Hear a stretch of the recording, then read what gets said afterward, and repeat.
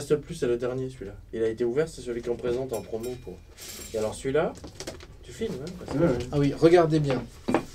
Celui-là, Pour nos amis spectateurs internet. pour nos Attends, on va aller de l'autre amis, côté pour voir. Là on voit pas On bien, voit mais c'est la plaque de Pionnier. Pionnier. Qui a été envoyé dans Ouais, l'espace. C'est la Exactement. première plaque qui est partie dans Voilà. l'espace.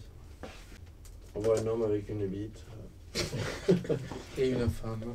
avec une chatte. Avec une bite aussi.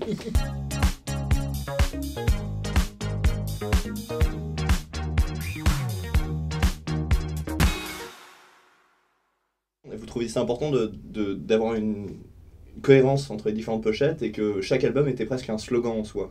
On n'a pas du tout la philosophie du track comme tous les kids aujourd'hui, il n'y a pas du tout de là. Et je sais pas, on n'aime pas, puis bizarrement on fait pas de gros singles non plus, enfin, j'en ai plus. On est vraiment nous de la génération album, je pense on est la génération des fumeurs de pétards. Quoi. Enfin non, on aime bien écouter un disque sur un canapé et kiffer du début jusqu'à la fin. Oui. Shot. On recherche un truc vraiment des années 70 qui se passait un peu, genre on va dire entre 78 et 83. Et c'est quelque chose qu'on est tout le temps en train de rechercher, autant dans les instruments que dans les pochettes et tout ça. On a ce truc de... On aime tous les trucs de tout ce qui est de cette époque. Quoi.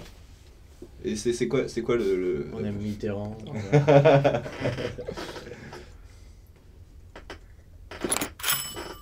Quand j'écoute War Games, vraiment j'ai le film, je sais pas si c'est lié au film du même nom. Non. Le texte, c'est une histoire d'amour sur un fond de guerre froide. Et le morceau, on voulait faire une espèce de... Oui, donc on parlait de... Ouais. Non, War Games, on voulait faire un truc entre Vangelis et un morceau de l'album jazz de Michel Colombier qu'on adore, avec une fretless et tout, qui est un peu... qui fait complètement cette époque, on dirait un générique des infos tu vois, de 83. On avait envie de mélanger tout ça et avec une ligne de chant pop actuelle. C'était vraiment l'idée pour War Games. Et les gens nous ont dit que ça ressemblait à Phoenix, alors que ça ressemble pas du tout à Phoenix, mais bon. En même temps, j'ai l'impression qu'on dit ça de beaucoup de chansons à vous. Bah, dès qu'on met des synthés et qu'on chante dessus, et tout le monde se dit que ça ressemble à Phoenix. Ouais, en même temps, Ils n'ont pas non plus le monopole du synthé avec quelqu'un qui chante par-dessus. Hein. Et bizarrement, alors tu vois, tu parlais d'affaires classées tout à l'heure. Affaires classées, personne nous dit, putain, les mecs vous abusez, c'est vraiment du Adjani et Gainsbourg. Alors que nous, l'idée c'était, on a vraiment voulu copier Adjani et Gainsbourg, on était hyper fans de cette époque. Et vu que la voix d'Alka, elle a vraiment la voix d'Adjani, on voulait faire exactement la même chose. Les gens nous traitent de Phoenix quand on fait un morceau, mais personne nous dit qu'on imite Gainsbourg quand on l'imite vraiment. Ouais. Shot. Vous avez quand même l'air super stage. C'est étonnant. Vous avez une... Est-ce que... Non mais c'est un genre qu'on se donne, Ouais, parce qu'en fait ça on est les derniers enculés que tu peux rencontrer à Paris quoi. Non mais on a toujours été ceux qui ont... Dans le type de personnes qui existent dans la société, nous, on est ceux qui se font casser la gueule.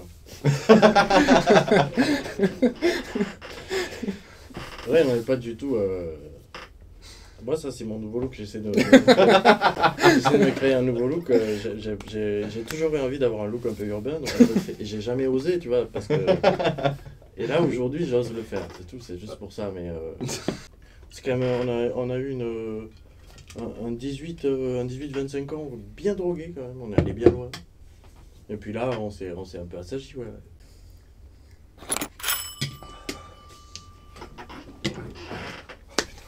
Il en reste un petit peu. Il a pas fini son shot.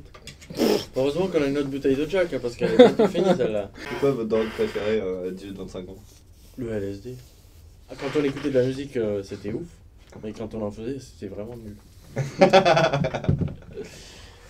Donc aujourd'hui, je pense qu'on essaie aussi de, à travers les synthés et tout, on essaie vraiment de retrouver ça, ce truc vraiment LSD, un peu trippé. Mais oui, on avait essayé de répéter à l'époque sous LSD, c'était vraiment très mauvais. On n'arrivait pas à jouer. Ah, t'oublies ton shot. T'es chaud quand ça fait du bien à la gorge, non? Ouais, ça C'est le miel. C'est miel.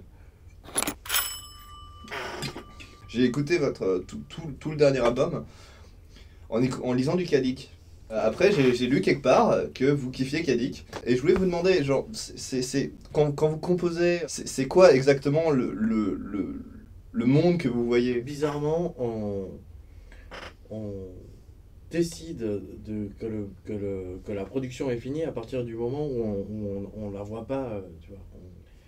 On a une composition qui est vraiment par strat en fait. On fait, on dit on va faire une batterie, puis on pose une basse par-dessus, puis après on va essayer de poser des éléments qui n'ont rien à voir dessus, et puis faire en sorte que ça colle ou que ça colle pas du tout. En fait, à retenir, il y a le fait que quand Château Marmont fait de la musique, c'est du Lego. J'ai toujours été plus Lego, alors je sais pas toi. Moi aussi que Playmobil. Ouais. Hein.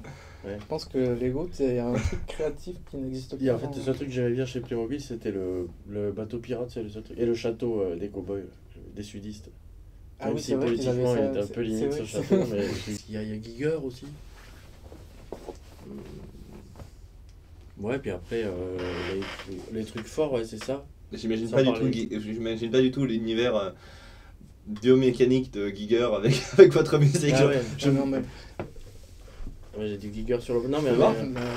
c'est C'est mortel. on est fan de Giger, mais on fait pas du métal avec des de pompes. l'indus. Non, mais j'en ai bu un petit peu là, juste par plaisir, comme ça. En même temps, c'est bien, c'est le but.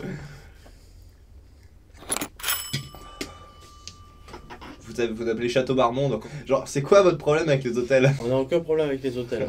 Et Phoenix, c'est le nom d'un hôtel aussi. Les Chaim, C'est c'est hébreu. les Européens, ils ont toujours envie de faire un truc hyper pointu.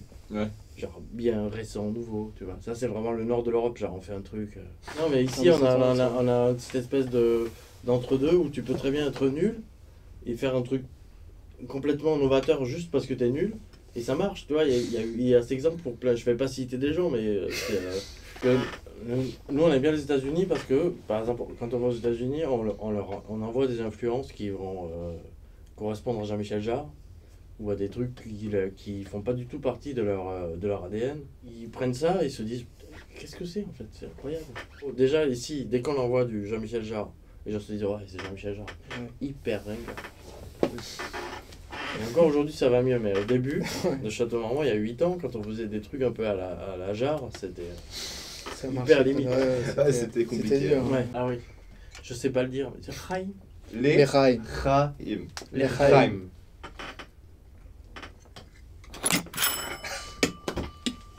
Les Chaim. Chaim. Plus de miel. Ouais, Hein. c'est dur. Il y a plus de miel, mais il est bon. Ouais, mais il est fort. T'as vu Il est moins mielleux. L'autre, il passait un peu de douceur, tu vois. Pour parler. T'étais pas là, toi. Non, j'étais plus près. Prenons un shot et parlons de vos signatures. justement. Parlons d'argent. Ouais, parlons de vos signatures, justement. On a fait la réunion de la dépense de l'année du label.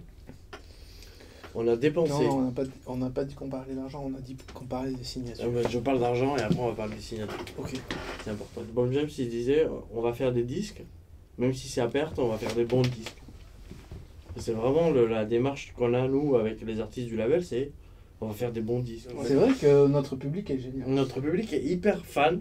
Il faudrait que tout le monde ait le même public en fait. On en a peu, mais ils sont hyper fans. Ouais. On a un public qui est hyper fan et qui aime les mêmes choses que nous. Ce qui est normal, tu vois. Parce que, C'est pour ça. sinon, Et ce on serait voudrait pas notre faire- public, mais- On voudrait faire des enfants avec notre public.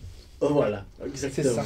Si on pouvait faire des enfants avec notre public, mais alors la génération future, mais elle est sauvée. Et si notre public était nos enfants, et là ce serait le. On jouerait pour tous nos enfants. Mais elle était bien cette question sur les enfants. Elle était géniale. Qui l'a posée? Personne. Je sais pas, c'est toi qui as commencé. We are confused, but so are you.